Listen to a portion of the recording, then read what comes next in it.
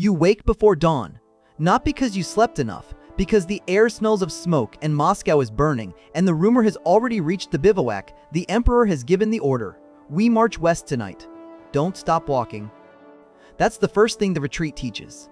600,000 crossed the Niemen in June, and you were one of them. One number in a number nobody could count.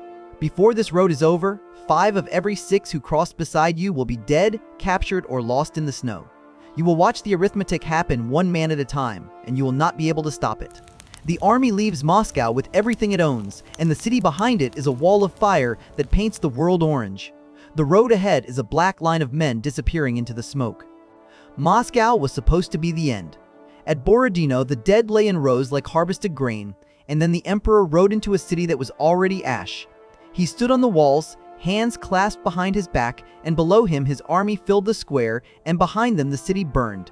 The last time they would all stand together. 5 weeks he waited for the Tsar to beg for peace. The Tsar never came. The order comes on the 19th of October. Blanket rolled, musket checked.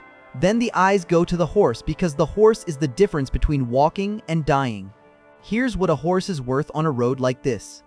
The horse has walked the whole way since the Niemen. It ate green rye because the Russians burned the forage as they fell back. The colic took horses by the hundred, burst open on the road, legs in the air, and grown men weeping over animals that carried them further than the emperor ever did.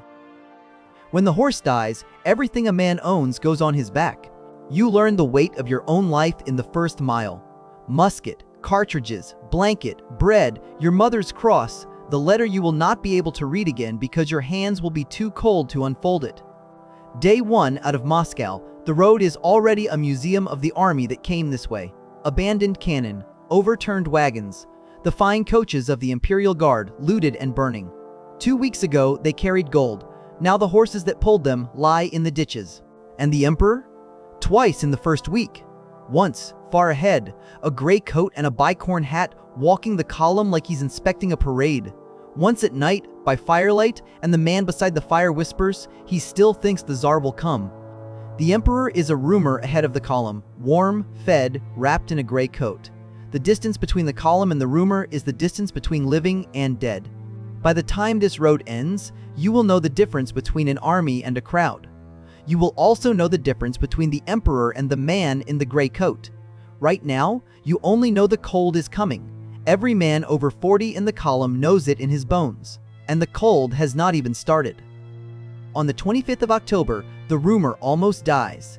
The army has turned south, toward the farms of Kaluga, where the food is supposed to be. The guns open up at a crossroads town that changed hands 7 times in one day, and the word comes back down the column. The emperor went forward to look at the ground, and the Cossacks came out of the tree line, and he nearly didn't make it back. The man who has never lost, almost taken by a pack of horsemen on a country road. Then he's seen again, and he's changed. Same gray coat. But there's a small bag on a string around his neck now. Poison, says a man from the old guard. So the emperor can take it himself before the Russians take him. That's the moment the retreat becomes real. The man who has never lost is carrying poison because he knows he might lose. Later, men will say the army died at Berezina, or in the snow at Krasnoy, or on the road out of Moscow. They will be wrong. The army dies at Smorgony in the dark, with sleigh bells fading. But that is still a month away, and right now the only honest thing in the whole column is the small bag around the emperor's neck. He turns the army north, back onto the road already stripped bare. Same road, same ashes, same villages burned on the way in, now with nothing left to burn. Never help a man who has stopped. That's the lesson of the road, and it costs most the first time it's broken. A man from the company sits down by a frozen cart and says he'll catch up. An arm goes over a shoulder. He's heavy, so heavy. The column is moving away, the cold is moving in, and the only thing between a man and the road is his own 2 legs, not strong enough for 2 men. He's let go. He doesn't call after the column. That's the worst part. He understands. The snow comes on the 6th of November. The first snow. It falls on the road, and the road disappears, and the map stops mattering because the ground can't be seen anymore. Here's what nobody tells you about freezing to death. It's quiet. The cold isn't a scream, it's a hand. It closes around the feet first, then the hands, then the face. Boots spill with snow, the toes stop being felt, and there's a strange mercy in it. Not feeling is easier than feeling. You will learn to check the man beside you the way you check the sky. You will learn that a man stops talking, stops moving, stops shivering, in that order, and that shivering is life and stillness is the road taking another. The army eats its horses now. The guns can't move without horses, so the guns are spiked and abandoned, and the men eat the horses before they die. The Cossacks come with the snow, never where the column is looking. Out of the tree line, hit the flanks, vanish. They don't need to kill, just to stop. And a stopped man on this road is a dead man by morning. At Krasnoy, the emperor does something that will be carried to the grave. The word comes down. Marshal Ney and the rearguard are still back there, surrounded, and the emperor won't leave without him. So Napoleon does the only thing he has left. He puts himself in the road with the old guard, the bearskin caps, the men who have never retreated. He walks to the front of the column and stands there, in the open, in the snow, in his gray coat, waiting for Ney. And the old guard look at him and shout. The old cry rolls down the column like thunder, "Long live the emperor!" In the snow, surrounded by Russians, starving, frozen, they shout for the little man in the gray coat. The shout comes out of every throat in the column. It can't be helped. It's the strangest moment of a life. Dying and happy. Ney comes back. Nobody knows how. He walked his men across a frozen river and fought through the Cossacks, coming out with 800 of 6,000. The emperor embraces him like a son. The marshal, the bravest of the brave, stands before Napoleon, and Napoleon weeps.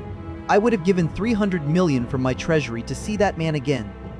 He wept for one man, and the road behind him was lined with 10,000 he would never name. Not because he didn't care, because there was no time to care. The machine of his empire was eating its own children. The boy is from the same village. 17. His shako sits over his eyes. He's been crying quietly since the first snow, and he's told it'll be fine. Both of them know it's a lie, but it's the only thing left to give. You carry his pack now. He carried yours before his horse died. That is the whole economy of the road. You trade burdens with the boy until there is nothing left to trade. His horse dies on the 12th day. He doesn't cry about the horse, past crying. He just looks at the animal, then at the road, and there's the exact moment he decides he's not going to make it. An arm grabs his, not letting go. Don't stop walking. The unit is a lie. The column is the truth. The company doesn't die, it dissolves. Men drift. Muskets traded for bread. Medals traded for a handful of flour. And the emperor is somewhere ahead, in a carriage mentioned like a weather report. The emperor has reached Smolensk. The emperor has warm. The emperor has food. None of it helps. The Berezina River. November 26. The Russians wait on the far bank. The ice is too thin to cross. The bridges are gone. And for 3 days, the engineers build new ones from the ruins of a village while the Russians close in. The river will decide which men are an army and which are already a crowd wearing uniforms. You will find out which one you are on the planks. The emperor is there too. He doesn't stay in his carriage. He walks down to the river bank, to the men standing in the freezing water with the timbers, and he stays with them. A bottle of wine is handed to a shivering engineer. The man drinks it with hands that barely work. The emperor nods at him like he's a general. Bridge is the trap. The crossing is not a battle, it's a crush. 40,000 people press onto 2 bridges. Wagons jam, horses scream. Men fall between the planks and the current takes them. One bridge collapses, the water fills with soldiers, and nobody stops because stopping is death. The crossing happens with the boy, with the sergeant, with the horse's harness, because the horse is gone, and the harness was the only thing left to carry. You hold the boy's coat with one hand and the harness with the other, and the planks are wet, and the ice is in the water, and you do not look down, because looking down is how people stop. Behind, the bridges burn. The emperor ordered them burned, and the engineers delayed as long as they could, and tens of thousands of men are still on the far bank, and no one looks back. Looking back is how people stop. The army that crosses the Berezina is not an army anymore.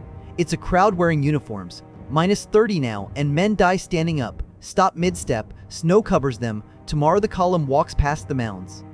The boy dies on the way to Vilna. He doesn't fall, he just sits down, like the man on the 3rd day, and the rule is known, and no rule has ever been hated more. Sitting down next to him, an arm around him. Home, the summer, the river, the girl who waved from the bridge. Still being told when the cold takes him, still being told when the column moves on, still being told as he's walked away from. You are the one who walks away from him. That is the part the books never put down in words. The books will say the army was destroyed by the winter. The winter was the floor. You are the one who kept walking over a boy you loved like a brother, because stopping was death, and the death was his either way. On the 3rd of December, the emperor writes the truth. Seen later, when the bulletin reaches the column, passed from hand to frozen hand. His own words, his own hand.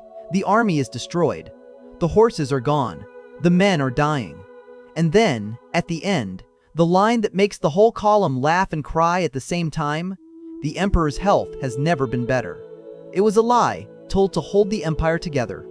A defeated emperor is a dead empire, and half of Europe was waiting to pounce. He wasn't mocking the dead, he was buying them a future. The men who froze understood that. Most loved him anyway. 2 nights later, at Smorgoni, the last sight of him. Late, almost midnight. A fire that won't stay lit. The sleighs are heard before they're seen. 3 of them, horses breathing steam in the cold. The emperor comes out of a small house wrapped in a fur and climbs into the first sleigh with a man nobody recognizes, and the sleighs move off into the dark, and that's it. No speech, no farewell, no shout, he just leaves. A sergeant says later that he's gone to Paris to raise a new army, that he left the King of Naples in command, that he'll be back. Nods are nodded. And it's known, the way the cold is known, that the man in the gray coat is not coming back. Not for the column. When the emperor leaves, the army dies. Not all at once. Some walk for days. Some reach the Niemen. But the army, the thing that made 600,000 men one body, dies in the snow at Smorgoni, in the dark with the sound of sleigh bells fading. The Niemen is reached in December. Same river, same crossing. Left in June with a horse and a musket and a future. Come back with a harness and a boy's name and the certainty that warmth will never come again. Of 600,000 who crossed, fewer than 100,000 come back. One of them is standing here. That's the other thing nobody tells you about survival. It's not triumphant, it's just the absence of dying, and it doesn't feel like victory, and it doesn't feel like anything except the road, still under the feet, still going west. They'll write books about this. They'll call it Napoleon's defeat. They'll say the winter beat him, or the Russians beat him, or he beat himself. They'll argue about the man in the gray coat for 200 years. Here is what the books will not say. The man in the gray coat left in a sleigh, warm, wrapped in fur, on his way to build another army, and you let him. You shouted for him in the snow at Krasnoy. You would have followed him again. The truth is smaller than the books. A man can love an emperor and still be left behind by him, and both things are true, and neither one saves you from the road. Don't stop walking.